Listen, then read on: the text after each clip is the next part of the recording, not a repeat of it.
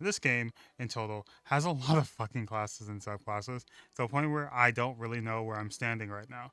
Alright, so let's talk about the first one. You have Alchemist, which, if you know anything about Alchemist in video games or RPGs or any type of show, Alchemists very much make the potions.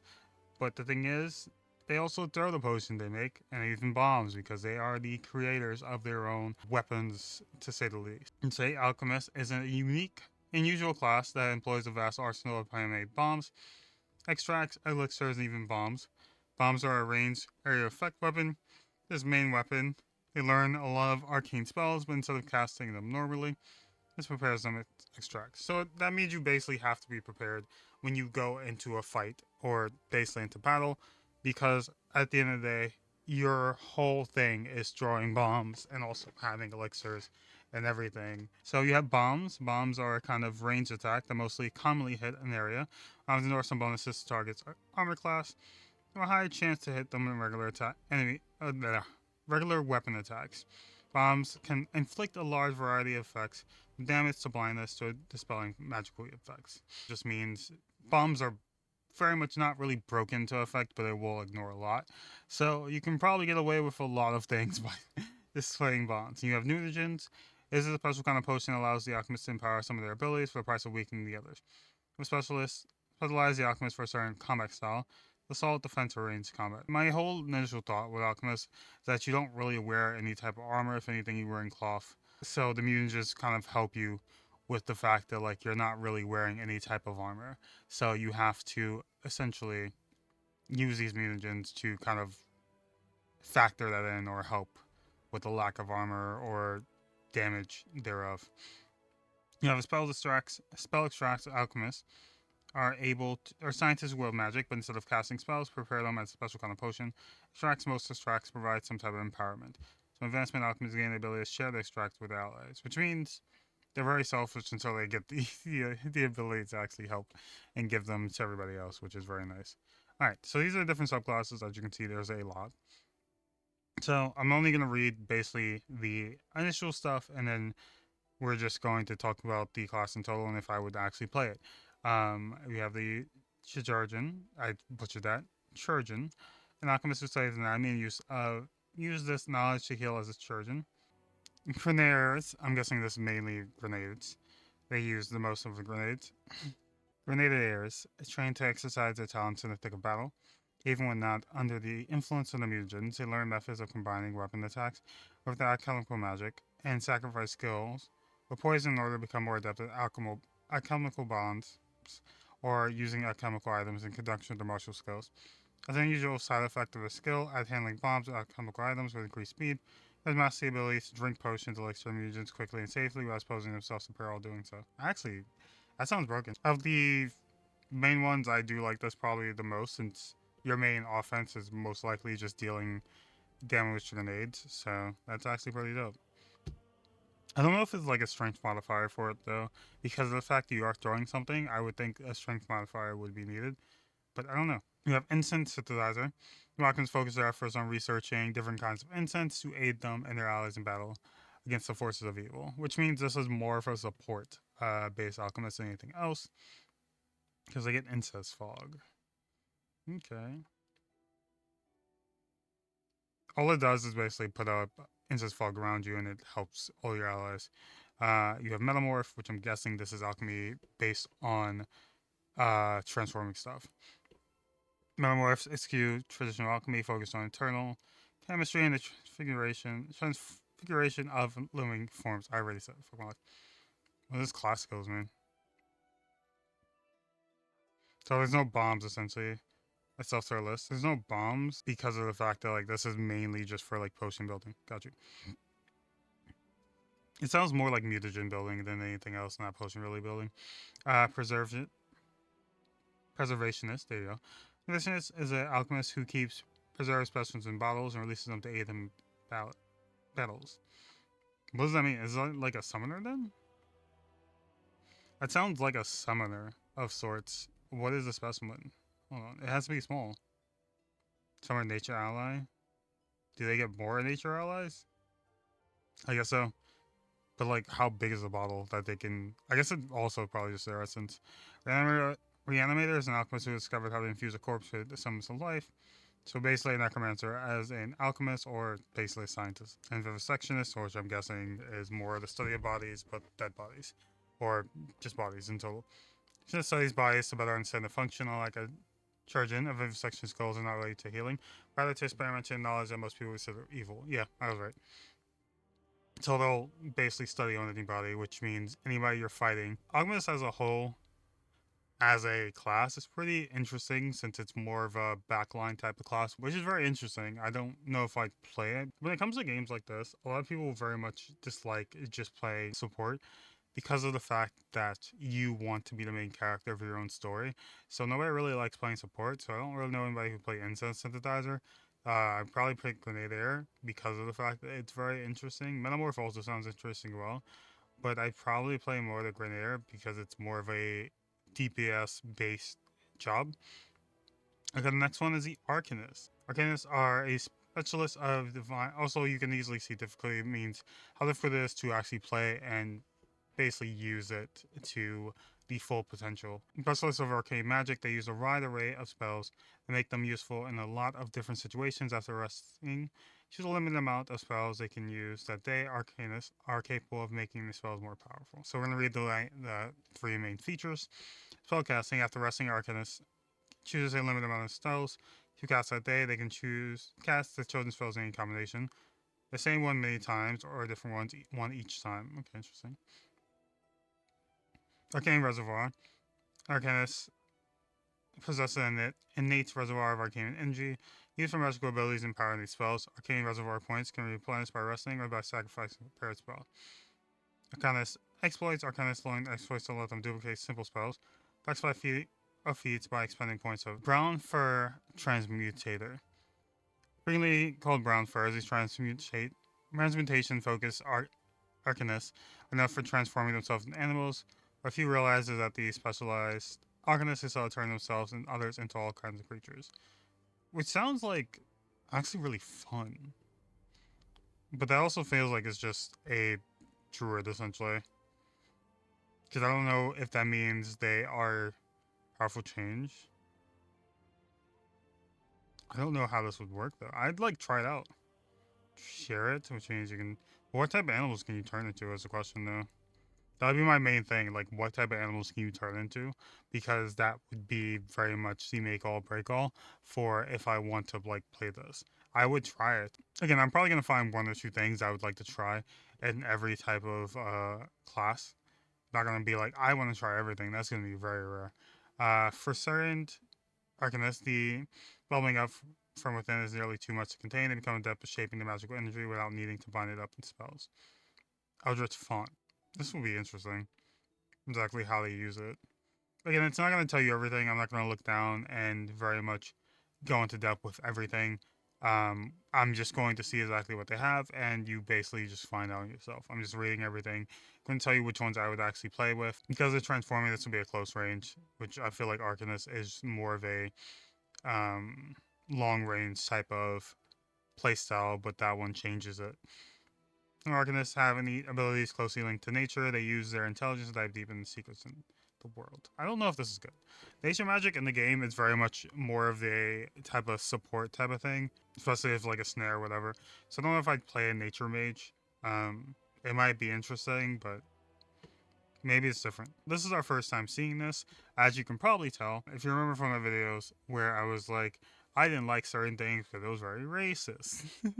This game does have race only classes, but it doesn't feel bad because at the end of the day you can still play the races you want. You can play a class, it won't be the same class. That is similar. That makes it feel good. Phantasmal Mage. The strong bond with fairies determines a natural predisposition of gnomes to magic of the first world. Wait, do they have horns though? Oh wow. No, that's their eyelash. Oh my goodness. By sacrificing time to learn the modern arcanist techniques, Phantasmal mages become true masters of meta magic when it comes to School of Illusion. So it's illusion mages, got you. The thing is, like, what Phantasmal, like, something, I don't remember, but it's like, the beast, it's very much illusion magic. Unlimited arcanists, some arcanists store the spells as was for Seekers when familiars serve on paper. What does that mean? What spells and Unlayered Arcanist follows a different arcane tradition, uses which spell list. Wizard, interesting and familiar. I keep a spellbook instead he gains familiar, which he stores. Witch size, though she does not gain a witch's patron. This Lyra has her witch level for determining the abilities and benefits granted by the familiar. That would allow an unlayered arcanist to add spells to her spellbook, allows her to add spells to her familiar instead. So does that mean your familiar uses spells and not you? Is that what's like happening? No, White Mage is exactly what it sounds like. It's going to be a healer. White Mage is an arcanist touched by divine power and gifted with the ability to heal. Of the ones I play, I feel like I would probably try around the Eldritch Font, maybe the Unloaded Arcanist, to see exactly how that would work with the familiar. The Brown Fur Transmutator, I probably would just go any other job that is a close range specialist and not really this. Like, there are better classes later down the line that I will be talking about later on. I'd rather just go with that actually has like a specialty and like strength for dexterity versus something that, well, wild shapes. Like, it doesn't really feel the best. Alright, Barbarian. Let's look at this bad boy. Barbarians are melee warriors who plunge into raids to deal the enemies a lot of damage. They move fast and have a lot of health, but are poorly armored. As they advance, the barbarians can immunity some of the enemy's tactical advantages. Rage. This ability temporarily increases attack power, health, and ability to resist hostile control. Also decreases defense, and the rage ends. The character gets fatigued and becomes weaker for a shorter time. Rage powers, barbarians can choose a passive or activated powers to make some of their abilities stronger while weakening the others. Only while the barbarian is raging. Only one activated power can work at the same time, and an uncanny dodge really allows the guard to react to a danger faster than others. Thanks to it, they can evade the penalty of their armor class in some situations and become immune to some of the enemy's tactical advantages. Now, the first one is the Armored Hulk. Some barbarians disdain the hides and leathers used with armor by most of their kin, instead they master the heaviest of armors, even those created by the civilized people to gain greater protection and stability in battle.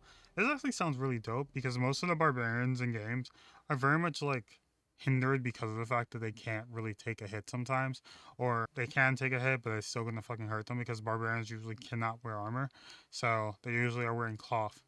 The fact that you can wear armor, kind of massive, but also you get rid of what is the thing that you get rid of for it?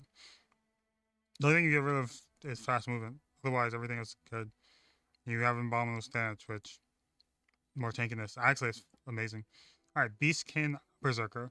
While some warriors take on bestial aspects in the raids, the Beastkin Berserker descends so deeply into primal fury that she actually transforms into an animal.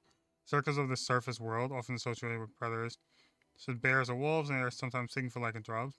In shapeshifts, they are rampaging dinosaurs or megafaun, crafting their armor out of the hide and bones of their favorite animal.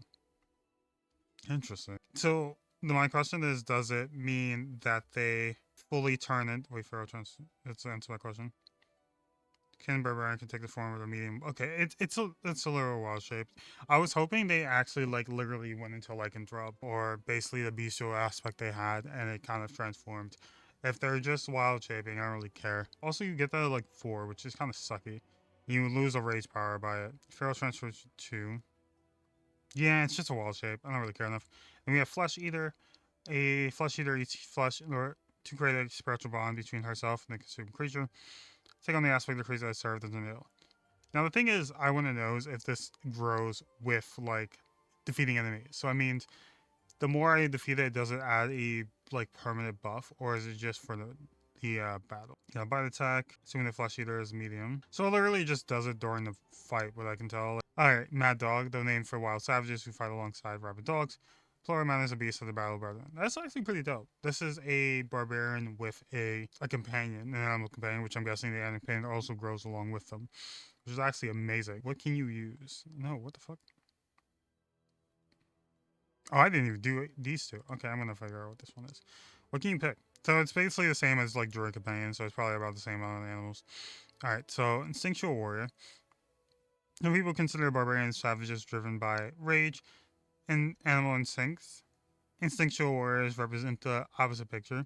They are concentrated fighters who are so adept at controlling their rage, they can fight blind, relying on only a sixth sense. Okay, that's interesting. I like that, which probably means you still have rage. That's interesting then.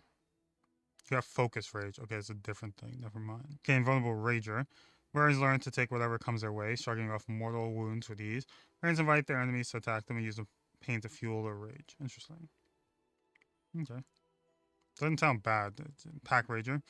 Rage can be a thing of savage beauty, exhibiting a lethal grace, while some uncontrollable slays of carnage often disregard group tactics. There are some those barbarians who rage, inspire, and spur on their allies during the ferocious dance of Bath. Bath? I said death. So of the barbarian ones, I haven't played a barbarian in this game. I don't know. I feel like Armored Hulk is probably pretty OP because of the fact you can do heavy armor. And the Mad Dog very much makes me think of something. Having the power of a barbarian and then also having a companion that grows along with you is probably pretty OP. The barbarians are usually OP anyway. Alright, we have our favorite job. I said like I'm playing Final 14. Favorite class, the Bard, which is mainly usually a support class, so we'll see. Bards are one of the best supporting classes in the game, wielding a lot of arcane spells in addition to empowering the allies. They can heal them, as well as control and weaken the enemies. Bards are well versed in many skills, like disarming traps, especially good at passing lore and knowledge checks. Okay? Performance bards most commonly help to empower their allies, but they also control or weaken the enemies. This ability has a wide area effect. As a bard advances, they learn new songs with different effects. Bard talent, as bard advances, they choose the different feats, abilities that make them more powerful in common and more useful themselves. Like I said, they're very much support. We all know that. Bards are usually always given support because essentially they are the musician. They're the ones singing along during the battle cry. So they're very much always going to be support usually. Alright, so we have the archaeologist. The archaeologist, Nostoji researcher. Archaeologist meets his research head on. In the field, archaeologist sacrifices a bard's inspirational performance for a smattering of rogue talent. I don't know if I'd like actually go for that because of the fact that like you're basically killing what a bard is just to get more rogue talents. Because again, bards can be rogues. Actually, bards usually are the best rogues in video games or anything because again, they can easily trick you by singing, and they're the best swindlers essentially. These Samer bards originate from a variety of backgrounds, including former shepherds, new charmers, and such. Those who find animals a more appreciative audience than humans are usually known as beast tamers. Such bards can enhance the abilities of their beastly allies through inspiring performances. This is a bard with a tamer, so it's not like an actual like companion. Yeah, it's just a nature ally. You can summon it for as long as you want till long rest, but it's not an ally that actually grows with you, which kind of sucks. But it is called a beast tamer. It's fine, I guess. I was hoping for like, I guess it doesn't really need a big companion. You can just summon all the different companions. It makes sense now I think about it. A dirge bard. Those are sonorous laments for the dead and Bird's requiems for those long, yet long remembered. Dirge bards master musical tools and tropes that must appeal to the ears and hearts of both the living and the dead. Yeah, it does sound like a dark bard. It sounds like if the necromancer had bard talents essentially, but I don't think that's also the case. I don't think they summon the dead. It's probably something against undead though. Oh, nope, they have a Dance of the Dead. As soon as I go all the way down, I was like, where is it? Dance of the Dead? Is it Summon of the Dead? Bones or Bodies are right. Yep, they have a Summon of the Dead. It's a Necromancer bard, basically. Flame Dancer. Flame Dancer studies the movements of fire, allowing it to its grace to his repertoire. He seeks truth and fire. In essence, he uses performance to unleash the fire power against those who dare oppose it. It's a bard with fire. The thing I don't like the most is that you have to wait till... This is literally support. So you're waiting till basically level 6 or 8 essentially to get something that actually is offensive, which it doesn't take long because again the max level is like 20. So it's not like, okay, cool, I'm going to take forever. But it also feels shit because you want to get your power level or your big abilities a lot earlier and you're waiting to level 8 to do it, which is disgusting. Okay, the next one is Thundercaller, which I'm guessing probably going to follow the same thing as Flame Dancer. Among mystical leaders are those who speak for the spirits of the land, who bear the knowledge of the ancients, whose voice ring like thunder, calling the sky's wrath down upon the other enemy. So this is a nature-bound bard, but more like thunder. Thunder Call. Incite Rage is interesting. Stonecore, yeah, I feel like you have to wait till 8 so you actually get the actual big power spike, which kind of sucks. I don't really want to wait till 8. I want to get my power spike by 3 at the best. Waiting till 8 is wild to me. But again, you are a bard. This whole like class is supposed to be support, so it makes sense that you aren't really getting big offensive spells. You're going to have to play in the back line. Tranquil Whisperer. Bards use their upbeat music to fire up the allies, but Tranquil Birds do the opposite. They play their soothing compositions to alleviate emotional pressure on their comrades and improve their concentration. After going through all these bard stuff, I probably wouldn't play any of them, mainly because I don't really like playing. When it comes to other games, I like play support. But when it comes to a game like this, where you are basically by yourself and you're not really with anybody else, even though, yes, you do have companions, so you're not theoretically by yourself, but I meant as a PC character, you're by yourself. I don't really want to play support class. Like, it would be fun. Probably the most fun out of them would probably be, I don't actually know, because everything gets to everything late. I don't really want to be a necro. If I want to be a necro, I found another place to be a necro. If I want to be a flame dancer, there's other ways to be a flame dancer. Like, again, everything is very much just like supportive, and you're getting all your damage stuff kind of later on. Tranquil sounds interesting, since I would probably just go full support if I went bard, and it seems Tranquil Withword probably is about the bardiest of bards you could probably get. We have Blood Rager now. Blood Ragers are berserkers who come to the rage to increase their power in melee fight. They use a basic set of arcane spells to empower themselves. As a Blood Rage events, they get immunity to certain enemies. Okay, the same thing is, the only difference is really the way they get it, but Blood Rage is the same as berserkers. Okay, Bloodline. Each Blood Rage descends from someone who possesses innate magic, dragons, fae, devils, etc. Lines gives them a number of feats, spells, and unique abilities to choose from. Allows them to specialize in a particular style of combat. Blood Rage typically increases the attack power, health, and ability to resist hostile control. Okay, I'm not going to read anything I've actually read already. It also decreases defense. The rage ends, the character gets fatigued and becomes weaker for a short time. And then they also get uncanny dodge. It's not bad. It's sounding alright, because rage already increases your power. So it doesn't really sound that much different, besides the fact that you get a basic set of arcane spells, which basically means you have a berserker with spells. Okay, you have Blood Rider. In the world's wild lands, a mount is a advantage in everyday life and dealing of death. In many barbarian tribes, the true stature of a warrior is determined by his skill and ferocity on horseback. Other tribes measure it in skill atop whatever terrible mounts their people employ. Number of blood raiders are not only skilled in the art of mounted combat, but have learned to channel their arcane enemies directly into round.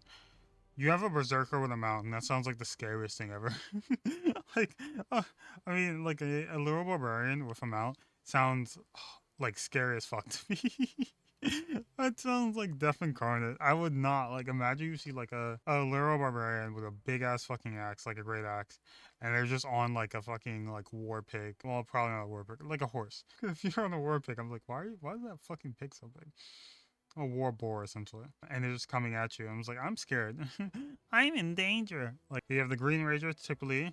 Nature finds its great harmony with divine magic, but sometimes the connection with the natural world manifests itself through the arcane current in the veins of Blood Ragers, aka, I want to say aka, called Green Ragers. These Blood Ragers funnel their eldritch heritage and abilities, call powerful allies from nature, and empower them with their Blood Rage. I feel like I don't even have to read all this. It's basically just, you are mixing different classes with the barbarian, so you don't really have to do a mixture of things, because they just all mess together. And the thing is, this game has the ability to multi-class, but if you have basic classes like this or subclasses, it makes it easier, so you don't have to like subclass to see exactly how this would work. It seems interesting. I probably wouldn't really go with it, but the Eldritch powers are usually pretty powerful, so maybe I would. Move through Undergrowth at 3? Okay, that's powerful. That's pretty broken.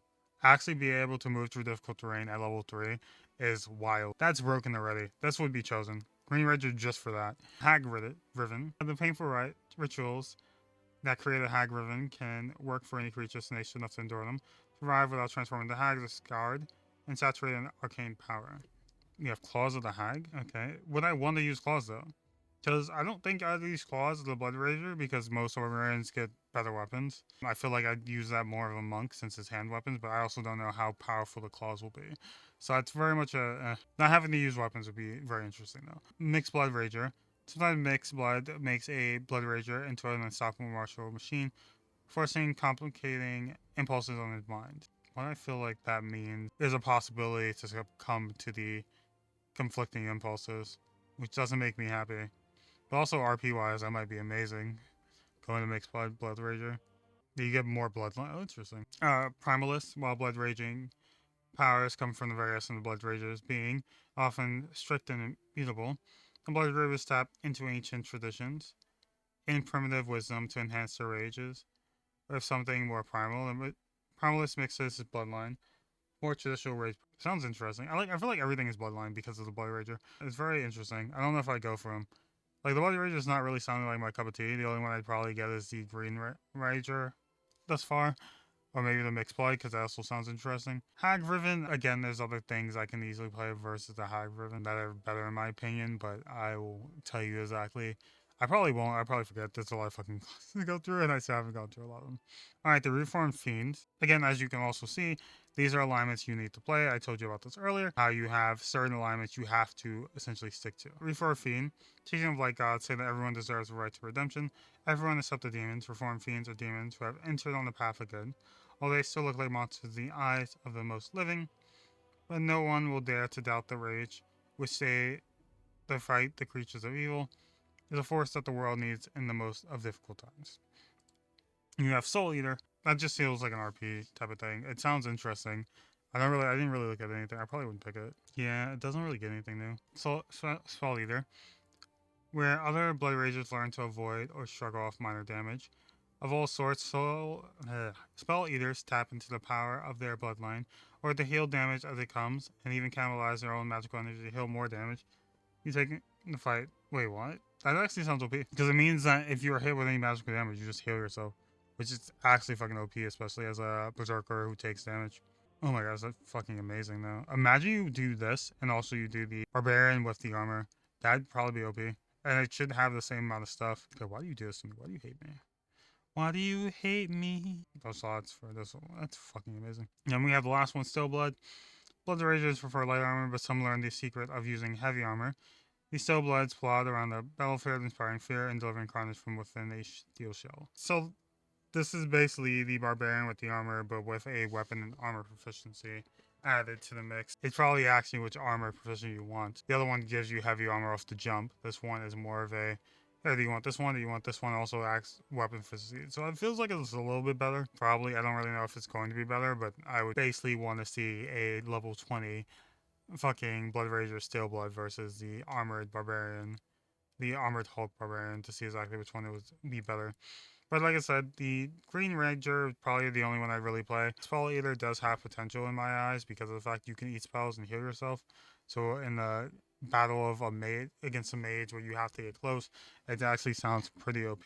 So yeah, that's probably the only two I really play. Steel Blood also looks interesting because of the fact that you have an armor proficiency. Alright, Cavalier. There's our warrior who has an animal companion, the Faithful Steed. Right into battle. There are strong melee fighters who empower their allies. So basically, Cavaliers are knights that run into battle. Do you want to play Cavalier? If you want to play somebody that rides into battle, depending on what exactly you want to ride into battle on, you have the Cavalier Paw, which is essentially halfling ride into battle. Pikes are monster hunters. So, bigger are. Ooh, that actually sounds amazing. Creature bigger than you, which you're going to find system leader. So essentially, if you want to go a knight, you go Cavalier. It goes for the misters, run the fence seeds. You can do that with a ghost. Actually, that sounds fucking OP. I'd probably do that just for the looks. It's known as Knights of the Wall, or Fear as a famous general. I think it's just literally a banner, so it's like a general. You have Cleric if you want your healers. So we're gonna do a brief thing. Clerics are healers. There's different type of clerics, which means you can go as a cleric that actually heals, or a cleric that is very much an evil cleric. Demonbane Priest. There's a battlefield, so you can easily fight demons, which is very effective in this game. Herald Caller. This one is very much a cleric that's not even remotely in battle, so it's a far range cleric. This one is balance, which means you can basically pick either side. First, Battle Cleric and Orthodox. Wait. So it's a cleric that is atheist. That's amazing. As I said, there's a lot of different fucking classes, which is why I'm like, I'm gonna go through it. Droids are the class essentially that easily have the wild shape, but also are really good with being able to do backline, do support, and also use spells. They're mostly used as supports. They can summon creatures, also turn into creatures as well. The Blight Druids, which means it's good with necro type of things, or essentially more of the form type of things. The Defender of the True World, which means they're very much trying to help with the initial world, make everything better. Overview their allies and adventurous companions as a herd of pack, so that means you have a pack. Interesting. Elemental Rampager. I think I did Face Speaker. No, I did Hound Druid. Winter Child is a new one. You get a Winter Elemental or something like that. You have Fighter, you have Hunter, Inquisitor. It's very hard to speak about all the fucking classes because of how little time I'll have, and I don't want to make this a video an hour long. I'm trying to make it at least 30 minutes, which is why I'm not going through everything. Inquisitor, essentially, which is really nice for weapons, uses divine spells to empower themselves, and they're basically egged on by a deity. As you can see, Mount Tacticians, Hunt Slayer, Light Slayer, Tactical Leader, Faith Hunter, Judge. Kineticists uses the energy around them to basically use their powers. You have the blood kineticist, who uses the blood. Dark elemental engine, which means you have a lot of, it basically fuels you. Kinetic knight, which means you're basically a knight, but with kinetic energy. Overwhelming soul, you have a lot of power. And psychokineticist, which is more of the psychokinesis. Magus is exactly what it sounds, an arcane spellcaster. You have the arcane rider. You have a mount, and you're basically arcane. So the Magus is basically just literally what it says. It's a magic knight. Armored battles mage, which means you focus more on the mage part, but you're armored, which is actually amazing because usually mages have to use class armor. Eldritch Archer, which is also pretty nice because your ranged attacks are basically by spell. There's a Scion, Magi's. They learn to combine martial and magical skills, which is actually really nice. Hexcrafter means you're dealing with hexes. Spell Dancer, I don't know what this is. Wizards within Elven culture. Influence how even non-wizard elves see themselves. Many elven magi do not consider themselves masters of a blend of martial and magic talents, but rather subcategory wizards who say effective physical movement and techniques to bind spellcasting. You have the Sword Saint. So basically somebody who specializes in perfecting what you have. Monk, which is probably one of the best things, and you have the Zen Archer, very much usually a close range a close range class that uses a fist or basically any monk weapon. You have Quarterstaff, which means you're using a quarterstaff to fight.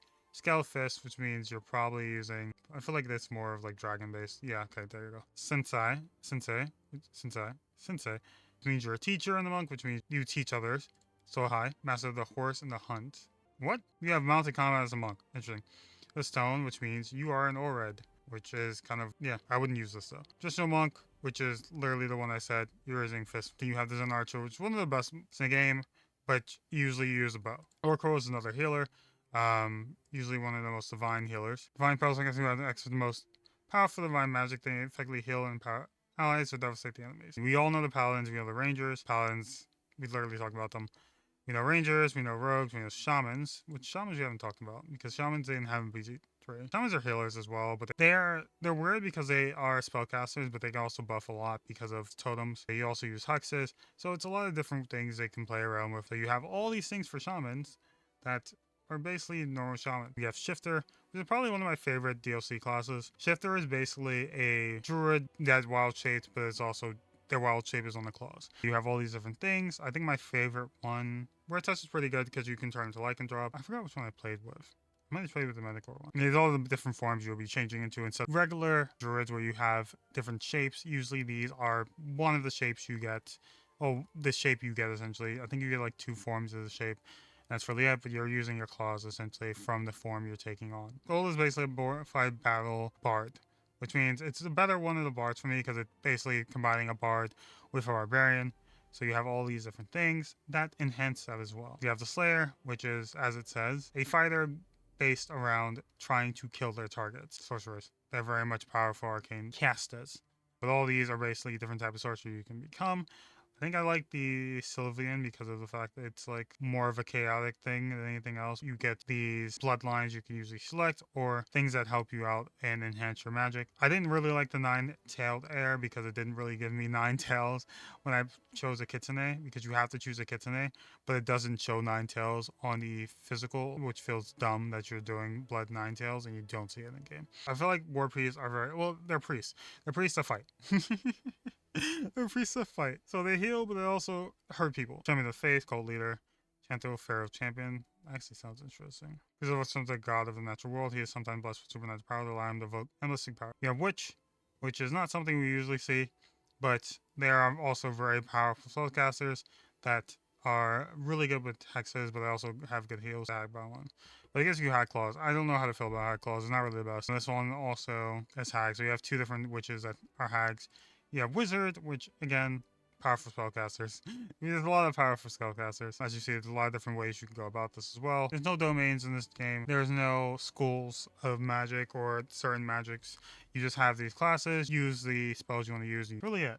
Choose what subclass you want to follow that as well. All these in red are all things that you would need all these things in order to use it. Well, I can't use it now. What happens? You usually get this basically when you start the game and you get to the required level, which means this is not something you get off the bat. You get these things later on down the line. Assassin, I heard, was very much not the greatest or good at all. But all these things you level up later on, or you can level up now to get it. Probably wouldn't learn anything because the main classes are pretty good on their own. Again, like I said, I've played basically most of these classes. Oh, I played 3. I think I played some Druid. I played Kineticist. I think I have one on Monk, and I have one on Shifter, and Shifter is my favorite one so far because it is what I want from a Druid, very powerful offense, because one of the characters in the game is already a Zen Monk, and they do a lot of damage. And I kind of hate getting shadowed by a character. But yeah, that's really gonna be it. I'm gonna go take a nap and then wake up and then edit this. So I'll see you all later. My name is Oni the Incubus. That is my time, and I'll see you again next week. Later days. Peace out. Mwah.